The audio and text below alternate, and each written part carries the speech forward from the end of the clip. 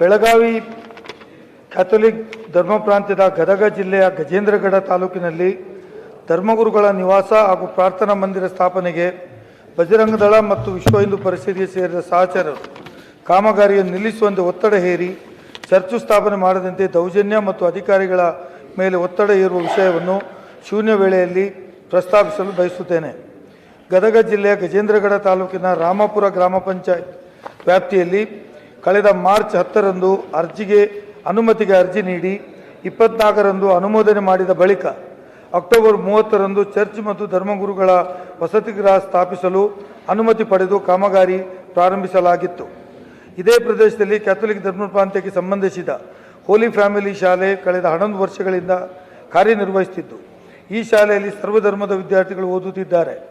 ಈ ಶಾಲೆಯು ಧರ್ಮ ಭಗಿನಿಯರು ನಡೆಸುತ್ತಿದ್ದು, ಈ ಶಾಲೆಯ ಹತ್ತಿರದಲ್ಲೇ ಧರ್ಮ ಪ್ರಾಂತ್ಯಕ್ಕೆ ಸೇರಿದ ಸ್ಥಳದಲ್ಲಿ ಶಾಲೆಯ ಪ್ರಾಂಶುಪಾಲರು, ಯಾಜಕರ ವಸತಿ ನಿವಾಸ ಹಾಗೂ ಕ್ಯಾಥೋಲಿಕ್ ಧರ್ಮ ಪ್ರಾಂತ್ಯದ ಅಗತ್ಯ ಕಾರ್ಯಗಳಿಗೆ ಚರ್ಚ್ ನಿರ್ಮಾಣದ ಕಾಮಗಾರಿಯನ್ನು ಕಾನೂನು ಪ್ರಕಾರ ಎಲ್ಲ ದಾಖಲೆಗಳನ್ನು ಪಡೆದು ಗ್ರಾಮ ಪಂಚಾಯತ್ ಅನುಮತಿ ಪಡೆದು ಕಾಮಗಾರಿ ಪ್ರಾರಂಭಗೊಂಡಿತ್ತು.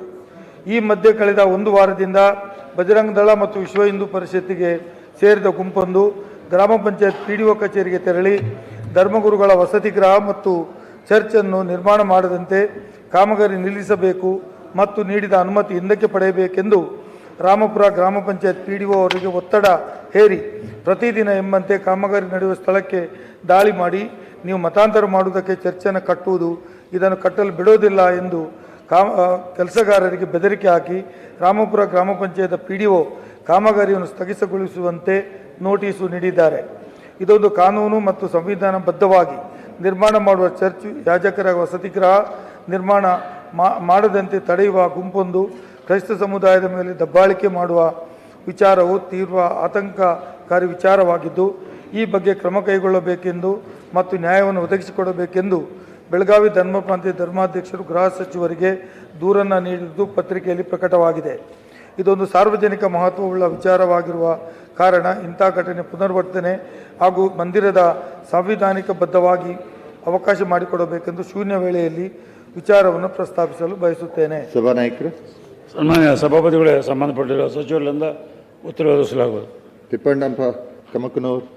ನಮ್ಮ ಕಾರ್ಯಕ್ರಮಗಳನ್ನು ನೀವು ನೋಡ್ತಾ ಇದ್ರೆ ನಮ್ಮ ಚಾನೆಲ್ ಅನ್ನ ಸಬ್ಸ್ಕ್ರೈಬ್ ಮಾಡಿ, ಪಕ್ಕದ ಬೆಲ್ ಐಕಾನ್ ಒತ್ತಿ ನಮ್ಮನ್ನ ಬೆಂಬಲಿಸಿ. ಹಾಗೆ ನಮ್ಮ ಕಾರ್ಯಕ್ರಮಗಳನ್ನ ಲೈಕ್ ಮಾಡಿ, ಕಮೆಂಟ್ ಮಾಡಿ, ಅದನ್ನ ಬೇರೆಯವರಿಗೂ ವಾಟ್ಸ್ಆಪ್ ಮೂಲಕ ಶೇರ್ ಮಾಡಿ. ನೀವು ಹೀಗೆ ಮಾಡಿದಾಗ ನಮ್ಮ ಚಾನೆಲ್ ಮತ್ತಷ್ಟು ಜನರಿಗೆ ತಲುಪಲು ನೀವು ನಮ್ಮೊಂದಿಗೆ ಸಹಕರಿಸಿದ ಹಾಗಾಗುತ್ತೆ. ಇದು ನೀವು ಯಾವುದೇ ಖರ್ಚಿಲ್ಲದೆ ಕೆಲವೇ ಸೆಕೆಂಡುಗಳಲ್ಲಿ ನೀಡಬಹುದಾದ ಸಹಕಾರ. ಧನ್ಯವಾದಗಳು.